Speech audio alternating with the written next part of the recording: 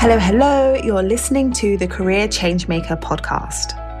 Having the courage to leave a career that you have worked hard to build and try something else can be tough. So in each episode, we dive into key career change strategies so that you have a clear understanding of what is required to transition into a new role or a new industry without feeling like you have to start at the bottom or have to take a massive pay cut, because #ain't nobody got time for that. If you are ready for frank and honest discussions about how to become a career change maker, keep listening.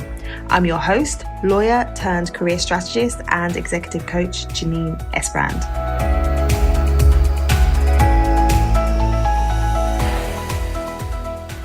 Are you eager to get unstuck and figure out what you would actually like to do with your career next? Have you been going around in circles trying to figure it out but getting no further forward? If so, you're going to love today's sponsor, my signature group program, the Career Clarity Academy. Changing career direction can feel overwhelming and daunting, but it doesn't have to be. In my signature program, we give you clear, step-by-step, proven processes for getting completely clear on what it is that you want to do and understanding how you can leverage your existing experience and position yourself to attract and land a dream role.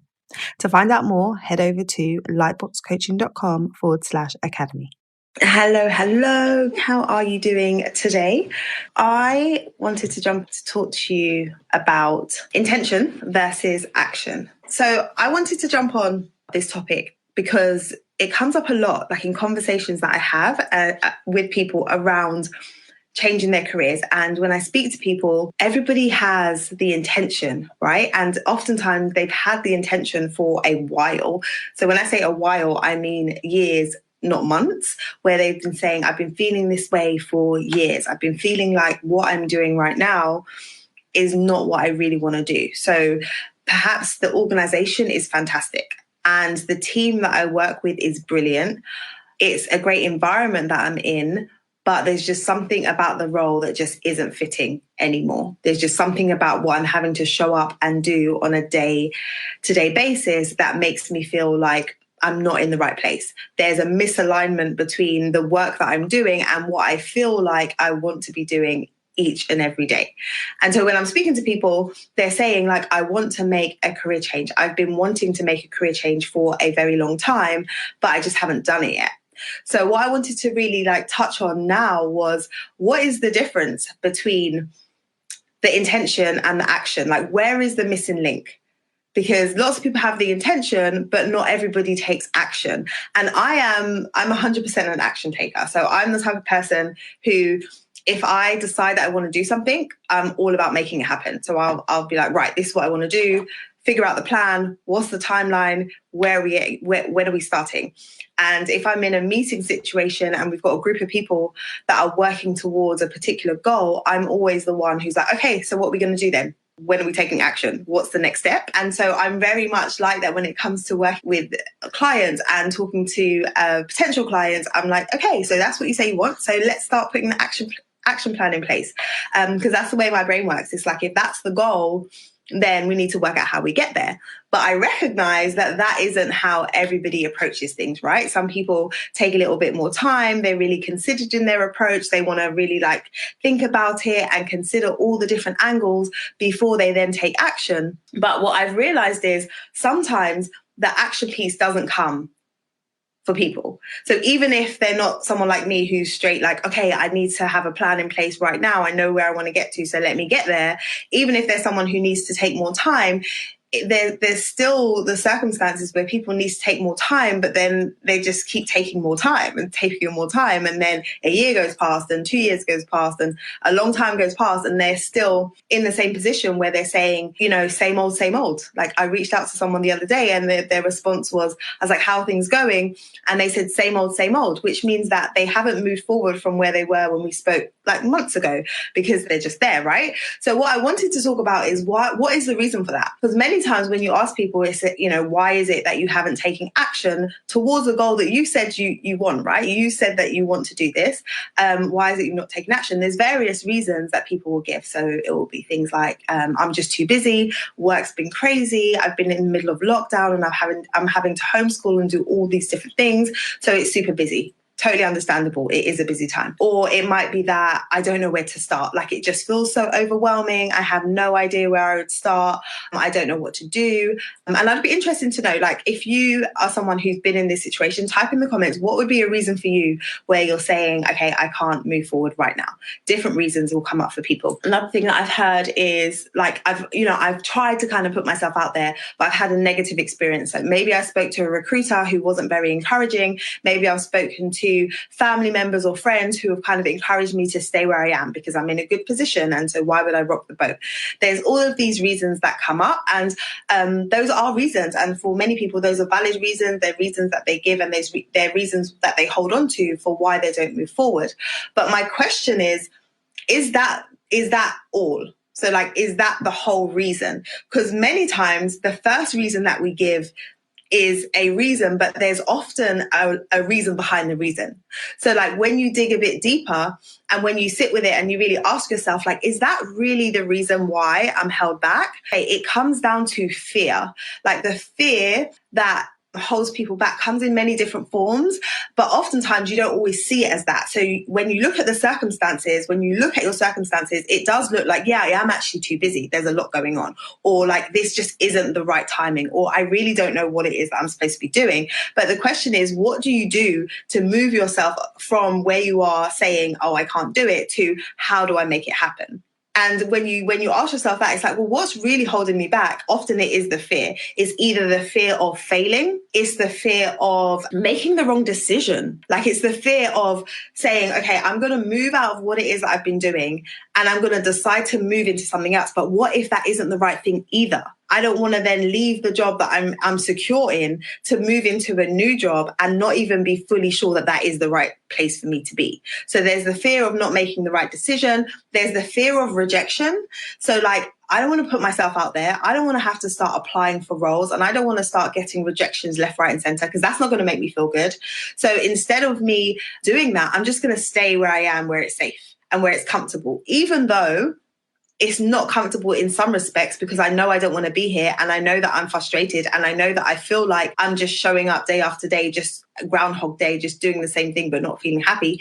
Even though I feel that that is the case, I don't feel like I can push past the fear, or I haven't really fully acknowledged that fear is the thing that's holding me back. So if you have been saying to yourself for a long time that I want to make a change, but yet all of these different circumstances are coming up and you can't seem to push past the circumstance, ask yourself, is it really the circumstance that's holding me back, or is it the fear that comes with saying, I'm going to step outside of my comfort zone right now and I'm going to attempt to do something completely different?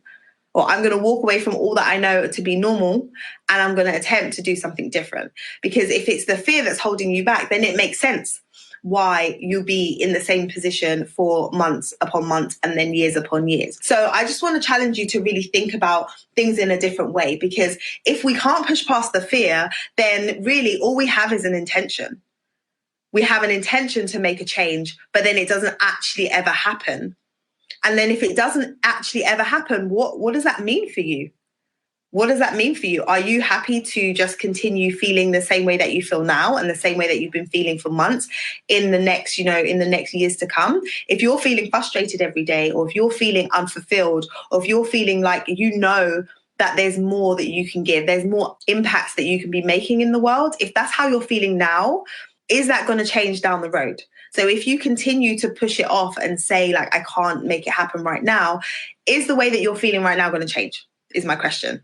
And if it's not, then what is the opportunity cost for you? Because whatever decision you make, there's an opportunity cost. So if you decide that I'm just going to stay where I am, I'm just going to stay where it's comfortable, the opportunity cost for you is that you don't get the opportunity to show up and work in an environment where you feel like you're thriving and do work that you absolutely enjoy and impact people in the way that you know you could impact people. So if you don't make the decision to push past the fear, then you don't give yourself the opportunity to actually get to the place where you're enjoying and loving the work that you do.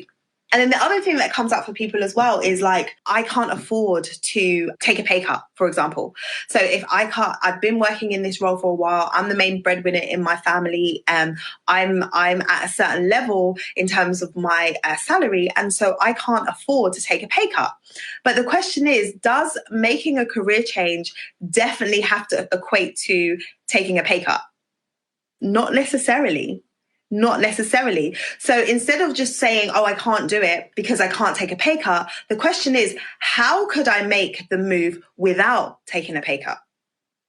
So not, I can't do it because I don't want to take a pay cut, because we haven't really taken any action to explore whether or not that is going to be the case. So instead of saying I can't do it because I can't take a pay cut, what we want to be saying is, how can I do it so that I don't have to take a pay cut? So it comes up a lot, like, you know, if someone is saying, okay, I don't know what the steps are, I don't even know where to start with making a career change. It's like, okay, well, if you don't know what the steps are and you don't know where to start, then this is a great opportunity for you to get support, for you to either work with a career coach, or for you to get a mentor, or you to take a course, or whatever it is that you need to do to get the how, to understand what the steps are, what's required for you to actually make the move. So then it's like, okay, well, I don't know what to do. So then you can get support for that. And then the next thing that comes up for people is, well, I am not able to invest in that right now, or I can't meet that cost right now. It's going to be too expensive, or it's not in the budget. So when people say that, I also want to ask the question, like, can you afford not to, though? Because if you're in a position where you're saying, I really want to make a move, but I don't know what to do, but you have to invest to get the support that you need, but then you're not willing to invest, then you're not going to get to where it is that you want to get to. So imagine if you was to invest in the support that you need, that is going to show you the steps that are required in order for you to get to where you want to get to, and also teach you what it is you need to be able to do so that you can negotiate your salary, so that you're able to articulate your value in a way where you don't have to start at the bottom and take a pay cut, so that you know exactly what you need to say when an offer is placed on the table, so that you don't end up getting paid less than you get paid now. So then instead of saying, okay, I can't afford to invest in the program, it's thinking, well, what if I was to invest in a program? What if I was to get a coach to support me? And in doing so, I learned everything that I needed to know in order for me to make the transition and be able to land a new role, doing something that I really enjoy and getting paid the amount of money that I need to get paid.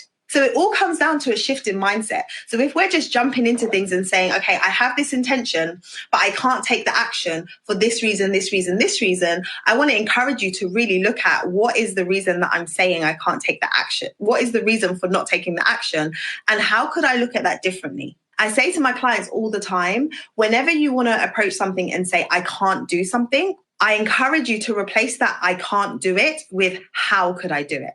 Because when you're saying I can't do it, like, your brain's just shutting down all of the possibilities. It's like, yeah, I can't do it, I'm not going to be able to do that. Okay. But as soon as you say, how could I make that happen? Then the possibilities and the different options are more likely to come to mind. So I would encourage you to shift away from just being like, right, I can't do it, I'm just going to have to stay where I am, and I'm just going to have to live with it. You know, I've got a job, I should be grateful for that. And don't get me wrong, I'm not saying you shouldn't be grateful for the opportunities that you currently have. But what I am saying is there's so much opportunity out there for you to be able to be doing work that is aligned with what it is that you want to do. Like, I honestly think that life is too short to just be showing up to work every day and just doing work for the sake of doing work. And there's an environment, there are clients, there are people, there's a team that you could be working in that is fully aligned with who you are as a person, how you want to show up, and the impact that you want to make in the world. But if you're staying where you are and feeling frustrated, you're never going to get to the place where you see that, or that that's available for you. And so I am so passionate about helping people to get into work that is aligned with them as a person, and work that they love, and a place where they can make impact, that I just wanted to share that perspective with you, because I know that it's easy to just brush it off and say, yeah, I can't do it right now, it's not good timing. It's middle of a pandemic, I can't move. It's, I'm too busy. There's a lot going on. There is a lot going on. There absolutely is. But there'll still be a lot going on in 3 months' time, and in 6 months' time, and in 12 months' time. So the question is, where do you want to be in that time? And if it is that, do you know what? I really do want to make a move, and I want to figure out what that is, then I encourage you to take some action. Doesn't have to be a huge amount of action, but it needs to be some action, so that if I check in with you in like a few months' time, I don't want you to be saying, yeah, I'm just in the same position. I'm frustrated. I want to move, but I haven't taken any action towards making that move. I've just opened up enrollment on the Career Clarity Academy, which is my group coaching program. So it's a 90-day program where I support people in helping them to figure out what they want to do first and foremost, and then give them the tools that are required to move them forward towards making that transition. If you go to lightboxcoaching.com/academy, then you will be able to apply to book a call with me. And I will speak to you very, very soon. Thank you for listening to this episode of the Career Changemaker podcast. If you enjoyed today's episode, I would love for you to let me know what your biggest takeaway has been. So head over to Instagram, tag me at Career Changemaker, and let me know your thoughts. What did you like most about today's episode? I look forward to hearing from you. Until next time, keep working towards your career goals, and we will speak very, very soon.